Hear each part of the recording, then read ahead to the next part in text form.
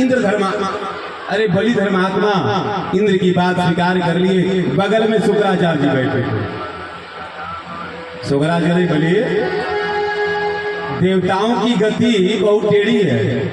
कारण क्या है कि अभी स्वर्ग का अधिपति तुमको मिला और अभी प्रस्ताव आ गया कि समुद्र मंथन कर लिया। इसमें कोई विभेद है, विचार करके करो। जो विचार करके काम नहीं स्वीकारता ना, पीछे पछताता है, तो क्या कर रहा है? तो गुरु जहां कहे चेला बात माने, हाथ जोड़ लिए बलि कहे कि गुरु का आदेश नहीं हो रहा है तो समुद्र मंथन हम कैसे कराएं? इंद्र आ गए, लौट गए।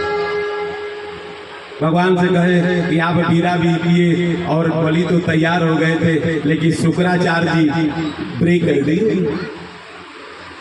भगवान नारद को बुलाया, नारद जी आओ, झगड़ा नहीं बनाते है तो नारद ना आगमन। नारद जी आए और जाकर शुक्राचार्य जी को समझाइए कि आदेश दिए कि शुक्राचार्य के मन में भाव जगाइए और समुद्र होना मंथन होना जरूरी है। तो नारद जी आए, कहाँ? बलि। शुक्राचार्य बैठे, बलि से नहीं नारद जी कहे, शुक्राचार्य जी को बुलाया। गुरु जी आइए ना। तो गुरु जी को बुलाए और कान में कहे कि गुरु जी समुद्र मंथन आप नहीं करवाना चाहते हैं ना? आप मृत संजीवनी विद्या पढ़ लिए हैं, शंकर भगवान का आशीर्वाद हो गया है, आपके दैत्य लोग मरते हैं तो आप जिला देते हैं, यही ना गुमान है। लेकिन गुरुजी हो न सके आप पर कुछ हो जाए तो अपनी विद्या अपने पर काम नहीं चलते हैं, आप अपने को नहीं जिला सकते हैं। तो इसके चलते समुद्र मंथन में अमृत निकलने वाला है, एक बूंद आप भी ले लेंगे गुरुजी तो अमर हो जाएंगे, तो काम बढ़िया न होगा। तो लोभे न पाप कराता है जी, लोभ पापस्य कारण। नारद जी मिश्री घोलकर आज शुक्राचार्य के कान में डाल दिए कि समुद्र मंथन करवाइए और अमृत निकलेगा, तो एक आध बूंद पान करेंगे तो आप अमर हो जाएंगे। और इस अमृत पाने के लिए शुक्राचार्य जी आदेश दिए कि ठीक है बलि तो समुद्र मंथन करवाओ। अपने लोग समुद्र मंथन शुरुआत हुई, मद्राचल पर्वत लाया गया, गरुड़ जी लाया, बासुकी नाग की रस्सी बनी, एक और देवता लोग लगे और एक और दानव लगे, समुद्र मंथन चलने लगा। अब ठीक नहीं रहा है मद्राचल पर्वत, तब किसी पर टीके तब न मथनी जैसा चलेगा, और नीचे धंसता जा रहा था कैसे था। तब भगवान ने एक कछुआ उतार लिया समुद्र मंथन कराने के लिए। भगवान का प्रयोजन होता है अवतार का। परीक्षित जी से परीक्षित पूछे थे सुखदेव जी ने ना कि भगवान का कछुआ अवतार है प्रभु, इस पर प्रकाश डाले। तो आप लोग सब समझ गए कि भगवान कछुआ क्यों बने। समुद्र मंथन करवाने के लिए भगवान ने कश्यप रूप अवतार लिया और कछुआ बनकर अपने पीठ पर मद्राचल पर्वत को धारण किया और दोनों ओर से मथनी चलने लगी। समुद्र मंथन होने लगा। समुद्र मंथन में सबसे पहले विष निकला, तब विष कौन लेगा।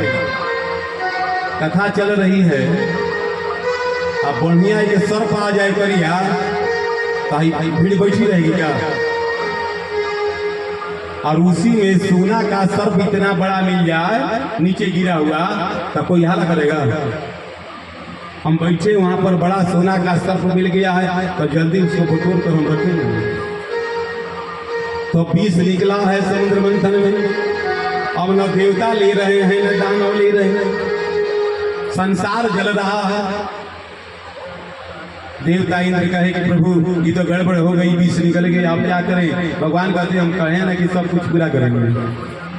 तो भोले बाबा को बुलाए, परम भक्त हैं भगवान के, एक दूसरे को अपना ईश्वर मानते हैं लोग।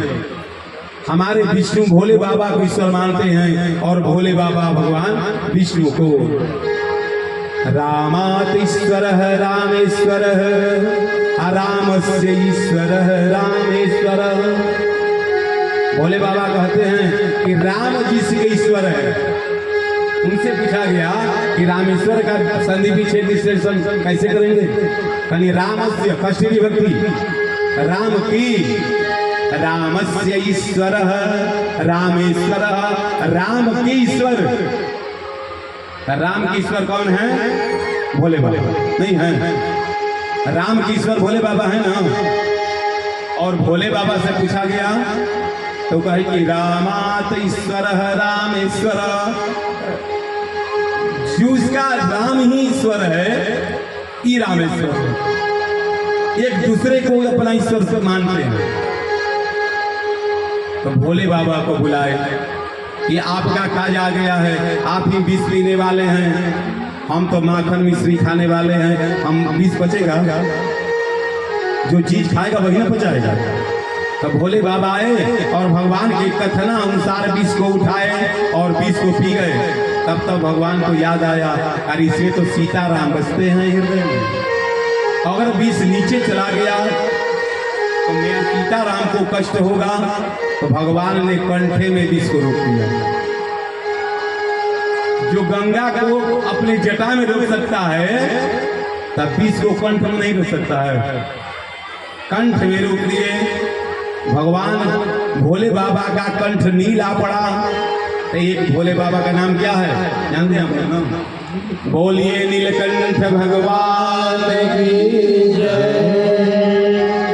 विष पीने के कारण भोले बाबा का कंठ नीला पड़ा और एक नाम बना नीलकंठ भगवान। जो हरिद्वार में भी जाना होगा ना तो हरिद्वार से गाड़ी मिलती है, नीलकंठ भगवान पहाड़ पर है दर्शन करने का। बोलिए नीलकंठ भगवान